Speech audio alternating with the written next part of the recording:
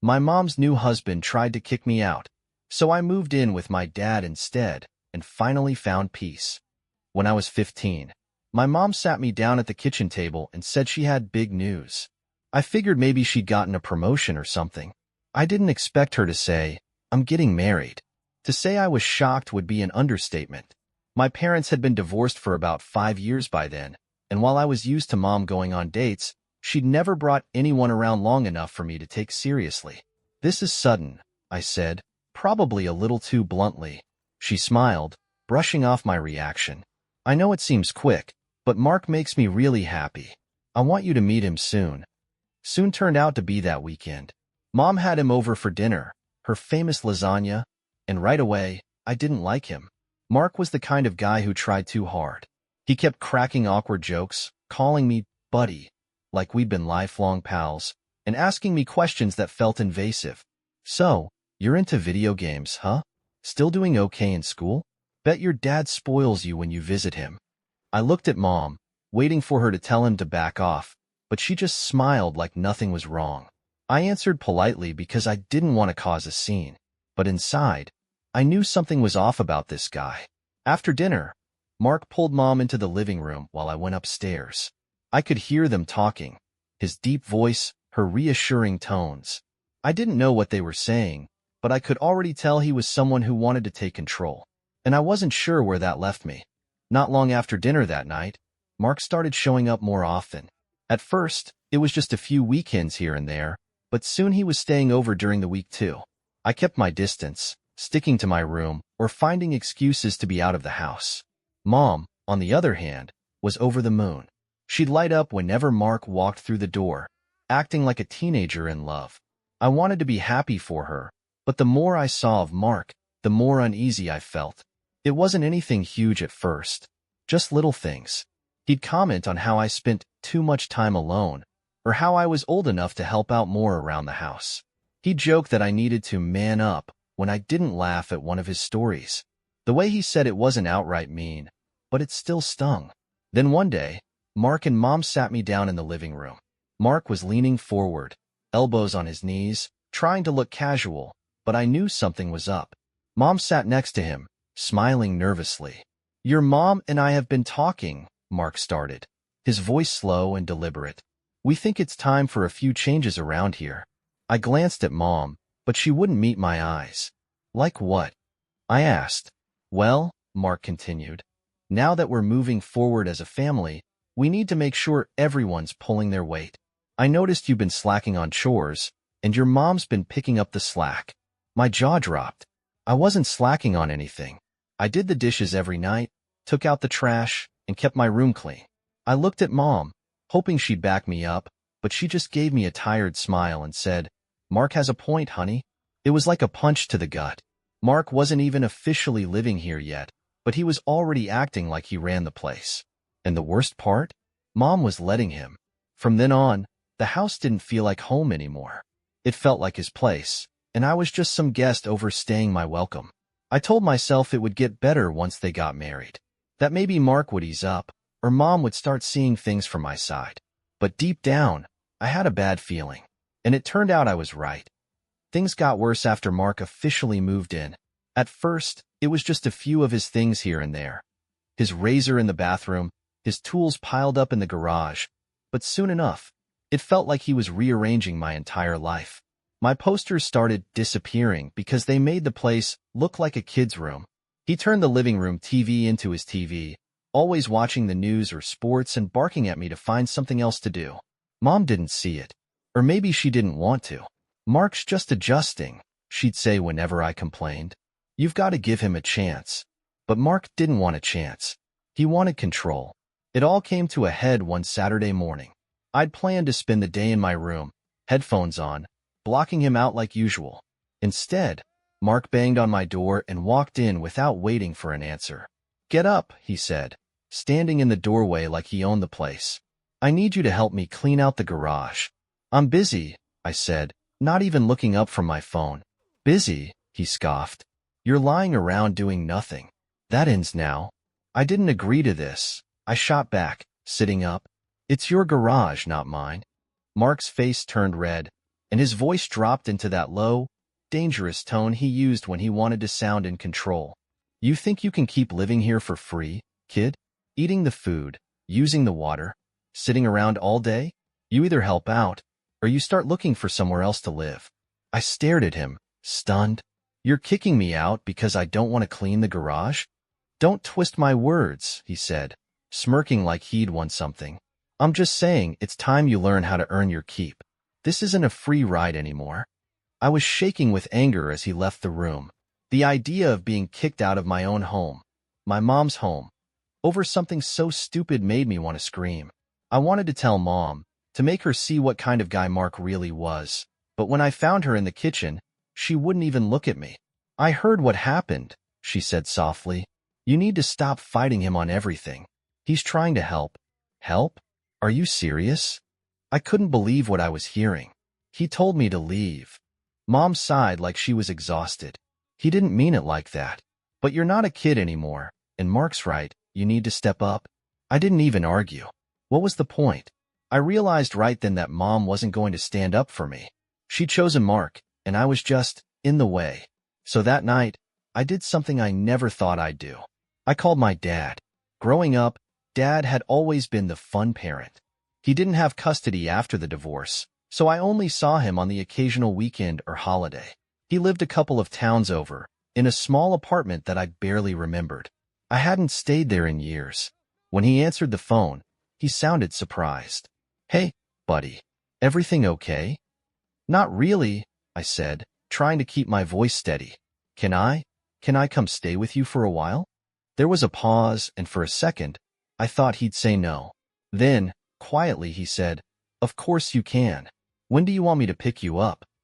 Tomorrow. And just like that, I decided to leave. Mark didn't get to kick me out. I was choosing to leave on my own terms. At least, that's what I told myself. The next morning, I packed my things. I didn't have much, just a duffel bag stuffed with clothes, a few books, and the little things I couldn't leave behind. I grabbed a framed picture of me and Mom from when I was a kid. Back then, it had been just the two of us, smiling at the beach, her arm around me like nothing could ever touch us. I almost left it behind, but something made me grab it. I didn't tell Mom I was leaving until the last second.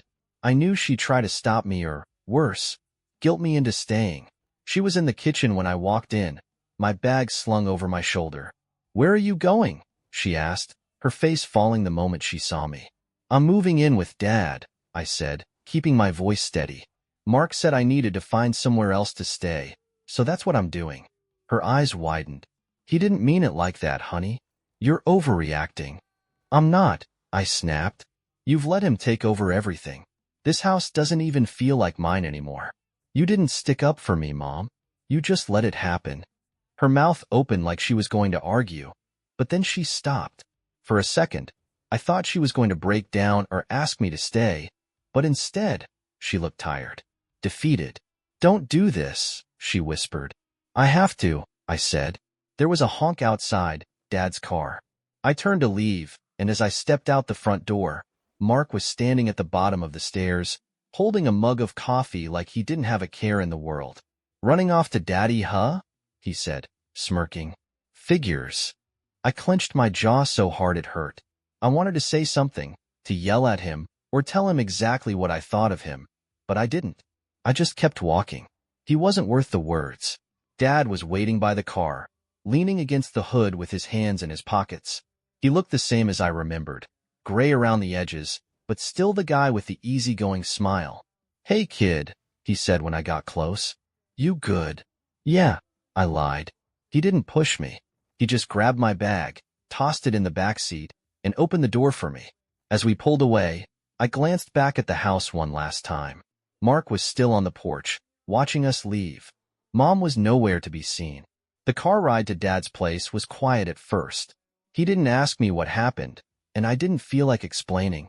After a while, he broke the silence. You know, you're always welcome with me, he said. I don't care what's going on over there. You've got a place here. Thanks, I mumbled, staring out the window. Dad's apartment was small but nice, definitely cleaner than I'd expected. He showed me the couch where I'd be sleeping and said we'd figure out something more permanent if I wanted to stay longer. That first night, I laid there in the dark, staring at the ceiling, and it hit me all at once. I wasn't going back. Mark had taken over my life, and Mom let him. She'd chosen him over me, whether she realized it or not.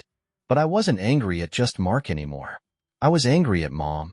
Angry that she hadn't fought for me. Angry that she'd let some guy make me feel like I didn't belong in my own home. And underneath all that anger was something else I didn't want to admit. This deep, aching sadness that the home I'd grown up in didn't feel like home anymore. For better or worse, I was starting over. Moving in with Dad felt like stepping into a completely different world. His apartment was clean, but kind of bare, like someone who didn't plan to stay long. There were no family photos, no cluttered shelves, just a TV, a recliner, and a coffee table covered in takeout menus. The first few days were weird. Dad and I didn't really know how to talk to each other. He'd ask about school or if I wanted to grab pizza, and I'd mumble something short in return. It wasn't that he wasn't trying. It's just that we'd never had this much time together. He was the weekend dad, the guy who let me eat junk food and skip chores when I was little. But this wasn't weekends anymore. This was life. Still, he surprised me. He didn't push, didn't pry. He just let me be.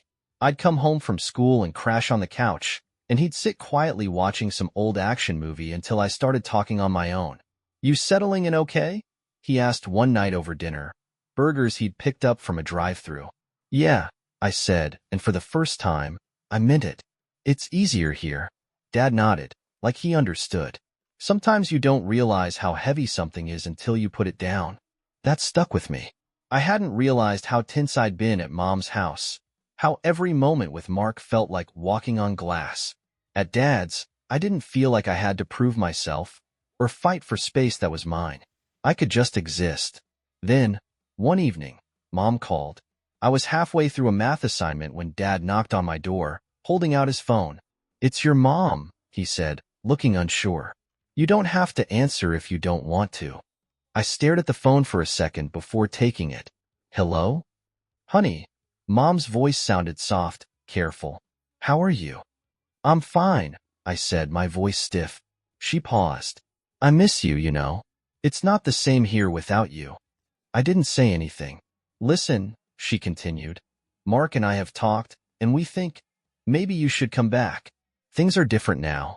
He's willing to work on it." "Different?" I repeated, my stomach twisting. "What's different?" She hesitated. "Well, he understands that he might have come on too strong. He just wants us to be a family, that's all." Her words made me angry, though I couldn't figure out why. Maybe it was because family wasn't something Mark got to decide. Or maybe it was because she still didn't get it. She still thought I was the problem, not him. "I'm staying here for now," I said flatly. "Just think about it," she replied quickly, like she didn't want to push me too hard.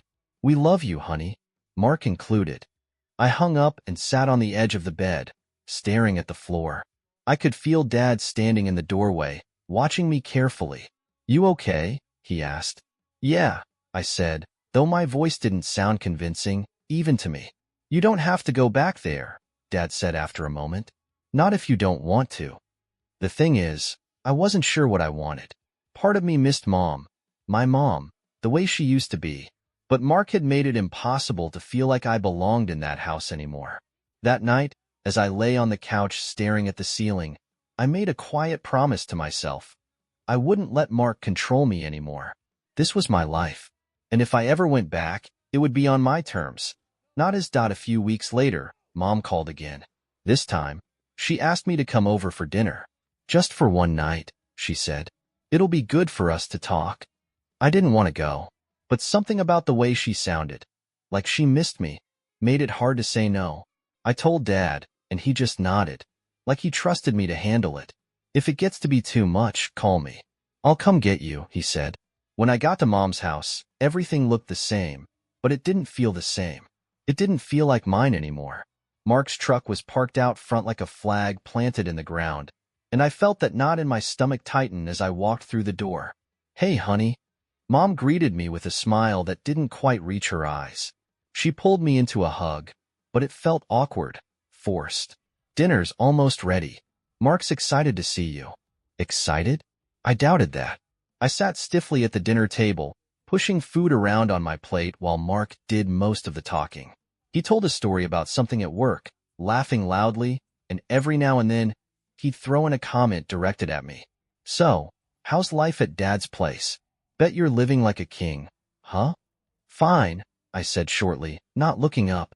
Must be nice, not having to follow any rules, he added, smirking. Mom shot him a look, but she didn't say anything. That's what got me. She never said anything. Finally, I couldn't take it anymore. I dropped my fork and looked straight at her. Why are you letting him talk to me like that? The room went quiet. Mark's smile disappeared, and Mom's eyes widened. What do you mean? She asked, her voice cautious. You know exactly what I mean, I snapped. He's been treating me like crap since the day he moved in, and you just let it happen. You didn't stand up for me. You didn't even try. Hey, watch it, Mark cut in, his voice low and warning. Don't talk to your mom like that. I ignored him and kept my eyes on Mom. You're supposed to be on my side. You're my mom, but you let him push me out of my own home. And for what? Because you're afraid of losing him? Mom opened her mouth to say something, but no words came out. For a second, I saw something flicker across her face. Guilt, maybe, or shame. But then Mark slammed his hand on the table. That's enough, he said sharply, standing up. If you're gonna act like a brat, you can leave. I looked at him, and for the first time, I didn't feel scared or small. I just felt done.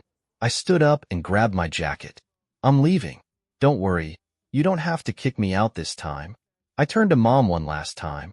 She still hadn't said a word, just sat there with her hands in her lap, staring at the table. I wanted you to fight for me, I told her quietly, but I get it now. You made your choice. And with that, I walked out the door. I didn't call Dad. He'd told me I could handle it, and for once, I believed him. I walked all the way back to his place, my breath coming out in cold puffs as I tried to sort through everything in my head. I wasn't angry at Mom anymore. I was just disappointed. I realized I'd been holding on to some hope that she'd wake up and see what Mark was doing, but she wasn't ready to see it. When I got back to Dad's apartment, he was sitting on the couch watching TV. He looked up when I walked in, and I guess I must have looked rough because he didn't even ask questions. Pizza's in the fridge if you're hungry, he said casually, like nothing had happened. Thanks, I said, sitting down next to him. For the first time in a long time, I didn't feel like I had to defend myself. I didn't feel like a problem that someone had to fix. I just felt safe. And that's when I knew. I wasn't going back. It's been a while since that night. Mom still calls sometimes, though not as often as she used to. The conversations are short, filled with awkward pauses. She asks how I'm doing, how school's going, but she never talks about Mark. I don't bring him up either. I've realized there's no point. One day, after I got home from school, Dad asked if I wanted to help him fix something on his car. I'm not really into that stuff, but I said yes. As we stood in the garage, tools scattered everywhere, he looked up and said, "You're doing okay here, right?" "Yeah," I said. And for the first time, I wasn't just saying it to make him feel better. I meant it. Living with Dad hasn't been perfect. He's not exactly the parenting type, and sometimes it feels like we're two roommates figuring things out together. But it works. He lets me be me, and that's something I haven't had in a long time. Last week, Mom called to tell me she and Mark are planning a trip. "Maybe when we get back, you can come visit," she said hopefully. "Maybe," I replied, but deep down, I knew I wouldn't. Because here's the thing. I'm done letting Mark make me feel small. I'm done waiting for Mom to wake up and fight for me. I love her. I always will. But I've learned I can love her without living in her world. I'm staying with Dad for now, but I'm also making plans for the future. I've started saving up money from a part-time job, and I'm looking at trade schools nearby. I want to move out on my own one day, not because someone tells me to, but because I'm ready. As for Mark, he'll always just be Mom's husband to me, nothing more. He might think he won, that he pushed me out of his life, but the truth is, he pushed me into something better. A place where I get to decide who I am and what I want. The way I see it, I owe him a thank you. Not that I'll ever say it to his face. For now, I'm figuring things out. And for the first time in a long time, I feel like I'm in control of my own story. Mark doesn't get to write the ending. I do. My mom's new husband tried to kick me out, so I moved in with my dad instead and finally found peace.